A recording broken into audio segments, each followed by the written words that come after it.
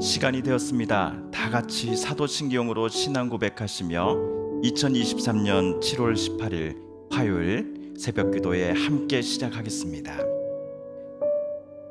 나는 전능하신 아버지 하나님 천지의 창조주를 믿습니다.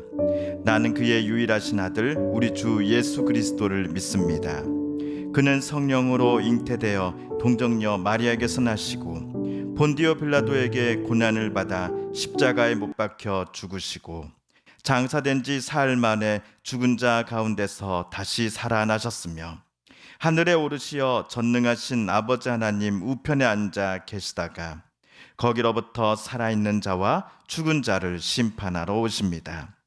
나는 성령을 믿으며 거룩한 공교회와 성도의 교제와 죄를 용서받는 것과 몸의 부활과 영생을 믿습니다. 아멘. 오늘 우리 함께 읽을 기록된 하나님 말씀 시편 제65편 1에서 8절까지의 말씀입니다. 구약 847쪽경에 있는 시편 제65편 1에서 8절까지의 말씀 오늘 함께 읽고 묵상합니다. 하나님이여 찬송이 시온에서 주를 기다리오며 사람이 서원을 주께 이행하리이다. 기도를 들으시는 주여 모든 육체가 주께 나아오리이다. 죄악이 나를 이겼사오니 우리의 허물을 주께서 사하시리이다. 주께서 택하시고 가까이 오게 하사 주의 뜰에 살게 하신 사람은 복이 있나이다. 우리가 주의 집 곧 주의 성전의 아름다움으로 만족하리이다. 우리 구원의 하나님이시여 땅의 모든 끝과 먼 바다에 있는 자가 의지할 주께서 의를 따라 엄요하신 일로 우리에게 응답하시리이다. 주는 주의 힘으로 산을 세우시며 권능으로 띠를 띠시며 바다의 설렘과 물결의 흔들림과 만민의 소요까지 진정하시나이다. 땅 끝에 사는 자가 주의 징조를 두려워하나이다. 주께서 아침 되는 것과 저녁 되는 것을 즐거워하게 하시며 아멘.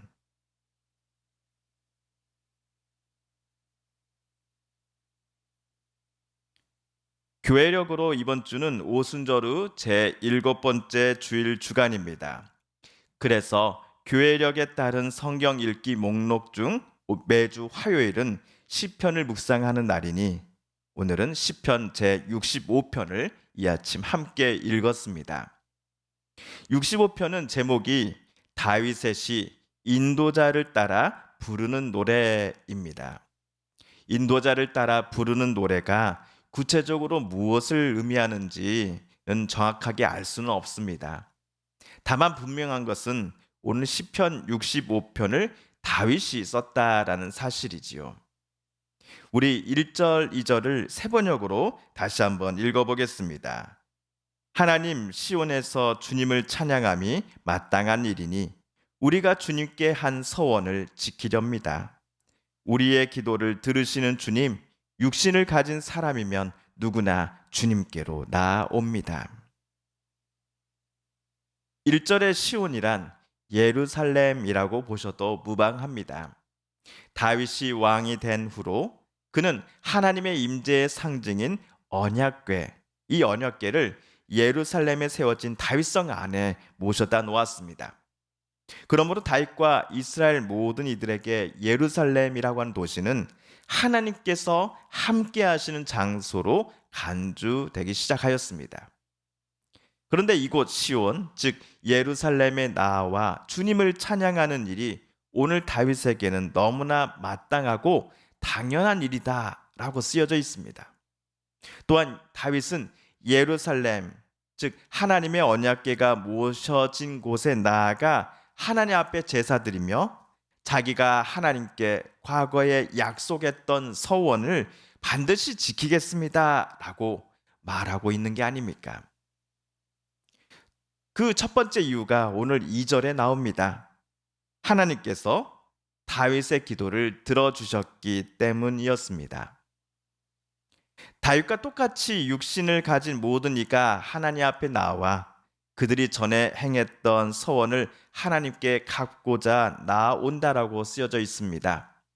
여기서 우리는 하나님께서 기도를 들어주신 이가 오직 다윗만이 아니다라는 것을 알 수 있습니다. 다윗은 물론이고 이 땅에 살아가는 모든 사람들의 기도를 하나님께서 들어주시는 분이시다라는 사실을 우리는 깨닫습니다. 그리고 제 두 번째 이유는 3절에 나오지요.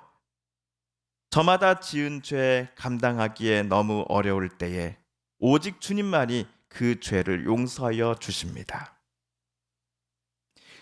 죄를 짓고서 많은 이들이 하나님 앞에 용서를 구하기보다는 오히려 하나님께로부터 멀리 떨어져 나가버립니다. 또한 앞서 지었던 죄보다도 더 큰 죄를 저지르기를 서슴지 않곤 합니다.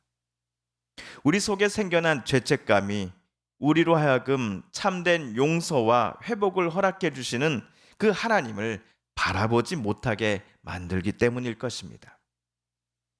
신구약을 통틀어 다윗만큼 하나님께서 사랑하시고 칭찬하시는 인물은 또 없습니다. 그럼에도 다윗도 분명 크고 작은 죄악들을 저지른 사람이었습니다. 하지만 다윗은 나단 선지자 등으로부터 죄악을 저지른 것에 대해 지적받고 꾸짖음을 당했을 때에 하나님 앞에 나아갔습니다. 하나님의 용서를 구했고 하나님께로부터 질책받기를 피하지 않았으며 또한 자기가 저지른 죄악으로 말미암아 훼손되어져 버린 것들을 하나님께서 회복시켜 주시기를 간절히 간구했습니다.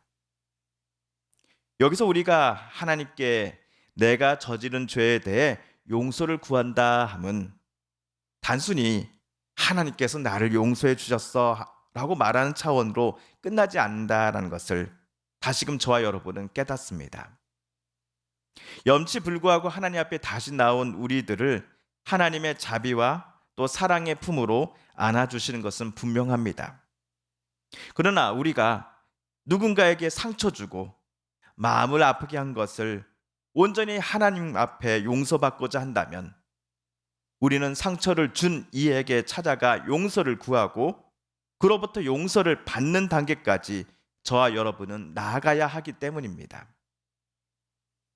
하나님은 우리들에게 내가 아픔을 주고 또한 상처를 주었던 이에게 찾아가 용서를 구하라고 요청하시되 동시에 용서를 구할 수 있는 용기 그리고 그 마음들을 허락해 주실 것입니다. 이런 하나님의 요청 또 인도하심에 순종하는 사람에게는 하나님께서 참된 용서와 또 평화를 허락해 주실 것입니다. 그러므로 주님께서 택하시고 가까이 오게 하시며 또 주님의 뜰에 머물게 하신 그 사람은 복이 있다라고 하는 다윗의 이 고백이 우리도 이해가 됩니다. 꼭 이곳 예배실이 아니어도 좋습니다. 집에서나 일터에서든지 늘 하나님을 찾으며 하나님의 말씀을 묵상하고 기도하면서 하나님의 도우심과 인도하심을 간구하는 이들은 참으로 행복한 사람들입니다. 그리고 마지막 세 번째, 다윗이 하나님을 찬양하며 그분께 약속한 서원을 갚았다라는 사실을 기뻐했던 제 세 번째 이유. 하나님은 우리를 구원하시는 하나님이시기 때문입니다.